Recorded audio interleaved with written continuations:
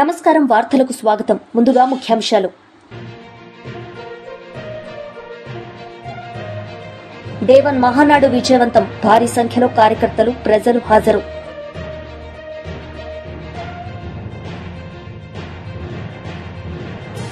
మాజీ మంత్రి సింగిరెడ్డి నిరంజన్ రెడ్డి మీడియా సమావేశం. పలు అంశాలపై వివరణ.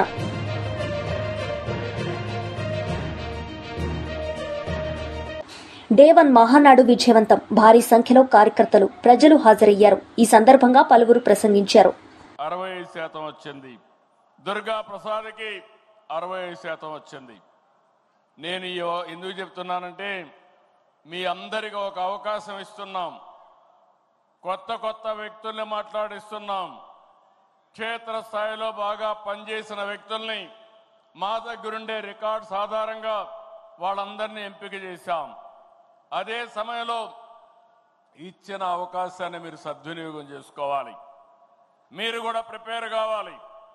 నేను ఒకటే ఆలోచిస్తున్నా, ఈరోజు మీ ఉత్సాహం చూశాను. నా జీవితంలో ఎప్పుడూ చూడని ఉత్సాహం ఈరోజు కడప మహానాడులో చూశాను. బ్రహ్మాండంగా స్ఫూర్తినిచ్చారు. ఎనర్జీ అయితే చాలా ఎక్కువగా ఉంది. కానీ ఒక్క విషయం మీరు గుర్తుపెట్టుకోవాలి.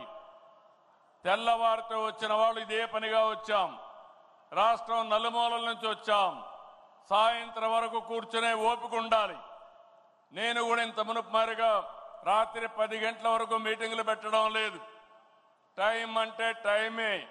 ఒక్క నిమిషం కానీ ఎవరన్నా డీవియేట్ అయితే బెల్ కొట్టడం, అప్పటి కూడా వదిలిపెట్టకపోతే మైక్ కట్ చేయడం కూడా జరుగుతుందని చెప్పి కూడా నేను మీకు తెలియజేస్తున్నా. రేపు కూడా అదే చేద్దాం, ఎల్లుండి కూడా అదే చేద్దాం. కానీ మిమ్మల్ని ఒకటే కోరుతున్నాం, ఆ టైంలో మీరందరూ ఉండడం, ఫుల్ అటెండెన్స్ ఉండడం. మీరు బాధ్యత కలిగిన నాయకులు. నా మనసులో ఏముందో మీకు అర్థం కావాలి. మీ ఆలోచన విధానాన్ని నేను అర్థం చేసుకోవాలి. అవి జరగాలంటే నిరంతరం మీకు పార్టీకి ఎప్పటికప్పుడు డైలాగ్ ఉండాల్సిన అవసరం ఉంది. చర్చలు జరగాల్సిన అవసరం ఉందని చెప్పి కూడా నేను మీకు తెలియజేస్తున్నా. దీనికంటే ఈరోజు నేను ఎక్కువగా మాట్లాడను. ముందే చెప్పాను నేను తగ్గిస్తానని. కాబట్టి మనం 6 గంటలకి అనుకున్నాం. 6:20 అయింది. దానికి కారణం నేను కాదు, రామ్మోహన్ నాయుడు అని చెప్పి మరొకసారి తెలియజేసుకుంటూ, రేపటి నుంచి మీటింగ్ కండక్ట్ చేయడం కూడా టైం కరెక్ట్గా ప్లాన్ చేయడం, ఎగ్జిక్యూట్ చేయడం. ఈరోజు పర్వాలేదు, ఒక 20 నిమిషాలే. కానీ ఆ 20 నిమిషాలు కూడా బ్యాలెన్స్ చేస్తే ఇంకా బాగుంటుంది. ఈరోజు అజెండా ఇంతటితో సమాప్తం. రేపు ఉదయం కలుస్తామని చెప్పి మరొక్కసారి అందరికీ. మాజీ మంత్రి సింగిరెడ్డి నిరంజన్ రెడ్డి మీడియా సమావేశం నిర్వహించారు. ఈ సందర్భంగా పలు అంశాలపై ఆయన మాట్లాడారు. ధాన్యం దచ్చిపోతున్నాయి. రోజులు కాదు, వారాలు కాదు, నెలలు పడుతుంది కొన్ని చోట్ల రైతుల యొక్క ధాన్యాన్ని ప్రభుత్వం కొనుగోలు ప్రక్రియ పూర్తి చేసి తరలించడం కోసం. అటువంటి వాళ్ళ మీద కేసులు పెడుతున్నారు. ప్రశ్నించిన రైతుల మీద మీరు పెట్టిన ఫోటోలు ఇవి. మీడియా మిత్రులు మీరు వివిధ పత్రికల్లో వేసినటువంటి నేను చూపిస్తున్నా. అదేవిధంగా తూకాలలో విపరీతమైనటువంటి దోపిడీ ఎవరికి పడతలేదు. అక్కడ ఉండేటువంటి ఆయా జిల్లాల మంత్రులకు కానీ సంబంధిత శాఖకు కానీ ఎవరికి పడతలేదు. యథేచ్ఛగా రైతుల్ని దోపిడీ చేస్తున్నారు. మీ ఇష్టం, మీరు ఎవరు చెప్పుకుంటారో చెప్పుకోండి. తరుగు తీసేదే ఇదిలా అని చెప్పి లారీకి అనేక క్వింటాల్ల తరుగు తీస్తున్నారు. ఈ తరుగు తీసినటువంటివి వార్తలు వస్తున్నటువంటి మీరు రాసినటువంటివే. దాంతోపాటు సరే బీమాకు ఇదివరకు దోకా లేదు, మీకేమి ఇబ్బంది లేదని చెప్తానే ఉంది. ఇప్పటికీ బీమాకు చెల్లించాల్సినటువంటి, రైతు బీమాకు చెల్లించాల్సినటువంటి ప్రీమియం చెల్లించకుండా సర్కారు దోకా చేస్తున్నది. బీమా కట్టకుండా దోకా చేసినటువంటి సంగతి కూడా అందరికీ తెలుసు. దీంతోపాటు వాళ్ళు ఏమంటున్నారంటే, ఎవరికైనా చెప్పుకోండి, మీరు సీఎంఏ చెప్పిండు కదా అని రైతులు ప్రశ్నిస్తే, సీఎం చెప్తే మాకేంది, మిల్లర్లు యథేచ్ఛగా మాకేంది, మాకు సంబంధం లేదు అంటే ఈ ముఖ్యమంత్రి చెప్పిన మాటకు ఖాతరు కావట్లేదు, ఆ మాట కూడా అమలు కావట్లేదు అంటే మీకేం పట్టున్నట్లు అధికార యంత్రాంగం మీద, ఈ కొనుగోళ్ల ప్రక్రియ మీద మీకు పట్టుందా? ఇంత ఘోరంగా విఫలమైనారు కదా. దానికి కనీసం రైతుల్ని ఓదార్చి పరిస్థితులన్నా వివరించి ఏ కారణాల చేత ఆలస్యం అవుతుందో వాళ్ళకి సాంత్వన కల్పించి చెప్పి అట్లా కాదు ఇట్లా చేద్దామని చెప్పి వాళ్ళకి ఏదైనా ఉపశమనం కలిపేటువంటి 4 మాటలు చెప్పేది విడిచిపెట్టి అరెస్ట్ చేయడము, వాళ్ళని నిర్బంధించడం, వాళ్ళ మీద కేసులు పెట్టడము, దబాయించడము ఇదెక్కడికి అతండి. అందుకే ఈ రైతుల యొక్క గోస ఇంతగానం పోసుకుంటే కూడా సర్కార్కు ఇది మంచి కాదు. ముందస్తుగానే రైతులు మరణ శాసనం రాస్తారు సర్కార్కు. గడువు తీరేదాకా కూడా ఎదురు చూడరు రైతులు. ఈ ప్రజాగ్రహం అనేటువంటిది ఎప్పుడు ఎట్లా పెళ్ళుపుకొని వస్తుందో వాళ్ళు అంచనా వేయలేరు. ప్రజలు ఒకసారి విసిగి వేసారిన తర్వాత అది ఏ రూపమైనా దాల్చొచ్చు. ప్రభుత్వము ముందు చూపుతో వ్యవహరించాలి ఏం చేసినా. అందుకే మేము ఆనాడు కేసీఆర్ గారి నాయకత్వంలో కొనుగోళ్ల ప్రక్రియ ఒకవైపు సజావుగా చేస్తూనే అనేక రకాలుగా రైతాంగానికి సలహాలు సూచనలు ఇస్తూ దీర్ఘకాలిక ప్రణాళిక వైపు రైతాంగాన్ని నడిపించినాం. మేము చెప్పిన మానసికంగా సన్నద్ధం చేస్తూ వచ్చినాం. ఏమని, అయ్యా మన ప్రాంతం తెలంగాణ సమశీతోష్ణ మండలం, నీళ్ల కరువు లేదు, కరెంటు కరువు లేదు, పెట్టుబడికి ఇబ్బంది లేదు, ప్రభుత్వం చేయూతనిస్తుంది. మనం ఒక మూస పంటల వైపే పోకుండా పంటలను మార్చుకొని వేసుకుంటే భవిష్యత్తులో రాబోయే రోజులలో వ్యవసాయ పంటలు తగ్గించి ఉద్యాన పంటలను పెంచుకుంటే వరి ఇప్పుడు సుమారు రాష్ట్రంలో వానాకాలంలో 60, 65, 66 లక్షలు సాగవుతుంది. యాసంగిలో 50, 55 లక్షల దాకా సాగవుతుంది ఎకరాలు. దీన్ని కనీసం ఒక 20 లక్షల మేరకైనా ఒక 40, 45 లక్షలు వరి వేసినా వరి తప్ప వేరే పంటల పొలాలు ఉంటాయి.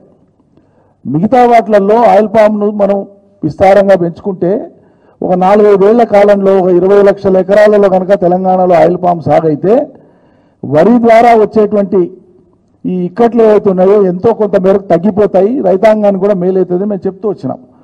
చెప్పి దానికి అనుగుణంగా మేము ఆ పాలసీని ఇంప్లిమెంట్ విజయవంతంగా చేసినాం. కాబట్టి గతంలో సమైక్య రాష్ట్రం మొత్తం పొడవునా 39,000 లేదా 40,000 ఎకరాలలో ఆయిల్ పామ్ సాగుంటే మేము టేక్ ఓవర్ చేసిన తర్వాత దాన్ని 2 లక్షల పైచిలకు ఎకరాలకు తీసుకొని పోయినాం.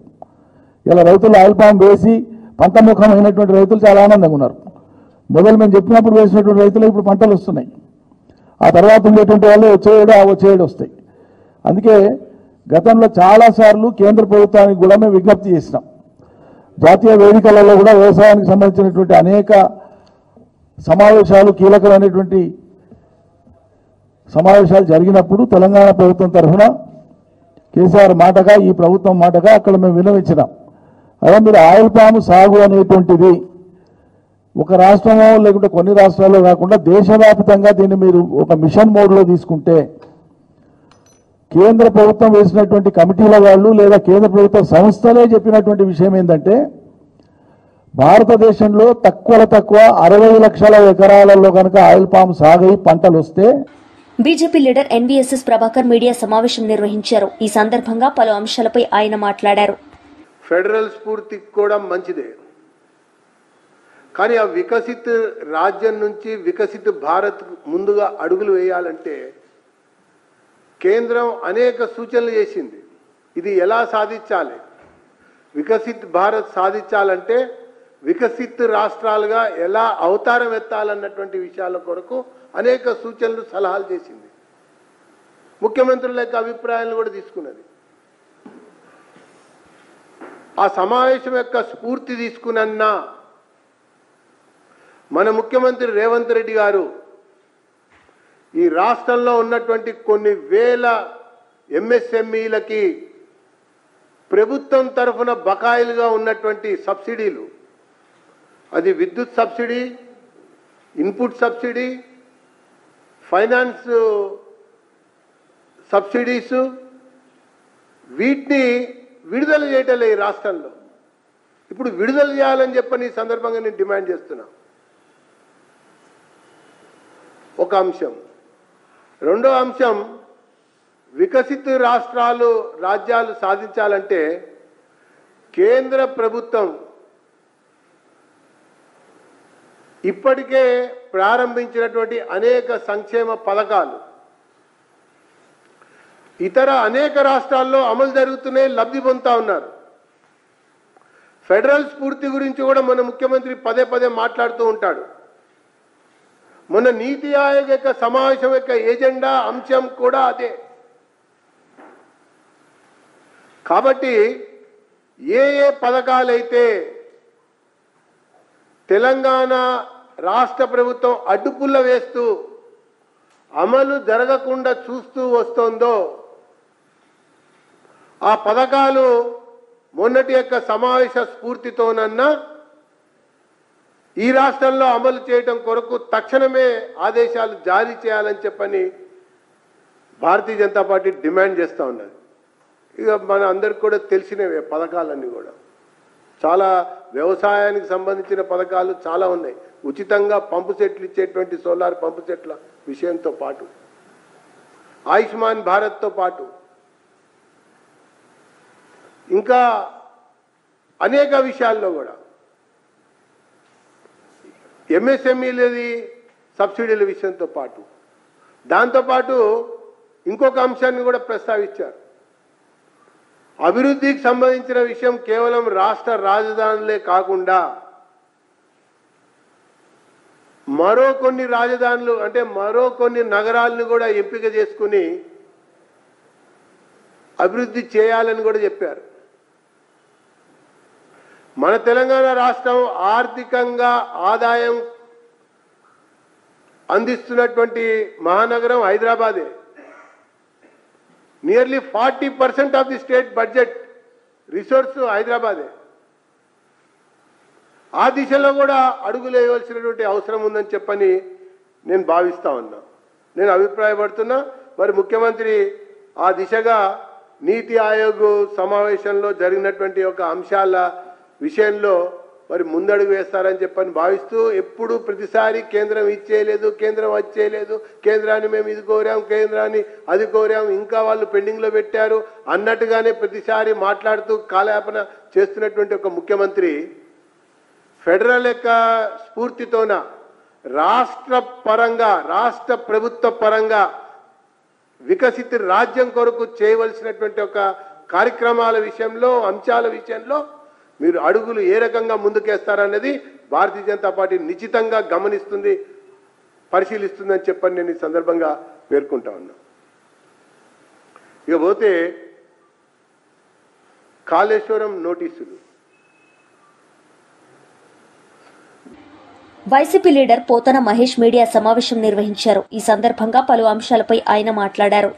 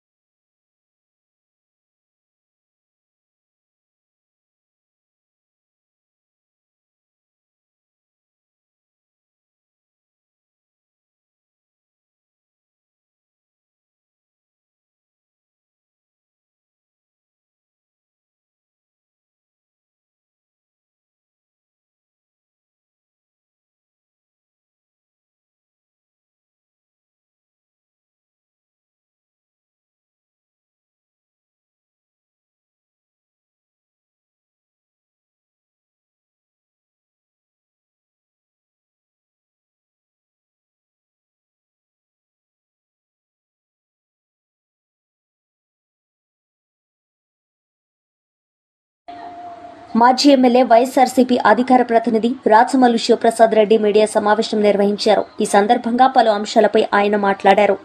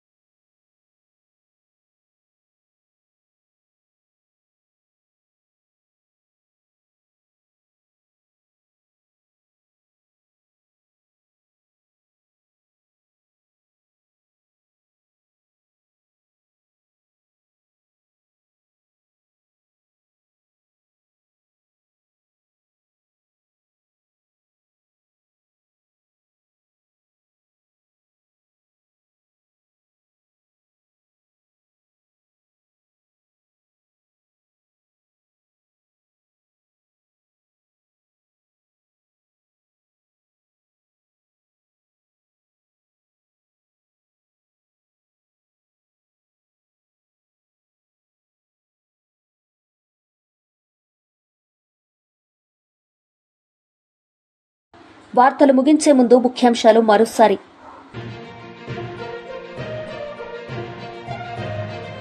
డే1 మహానాడు విజయవంతం. భారీ సంఖ్యలో కార్యకర్తలు, ప్రజలు హాజరు.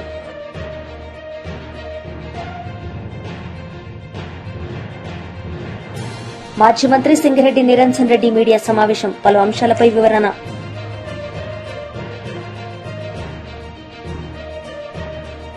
ఈ వార్తలు ఇంతటితో సమాప్తం. తిరిగి ప్రసారమయ్యే వార్తల్లో మళ్ళీ కలుద్దాం. అంతవరకు సెలవు. నమస్తే.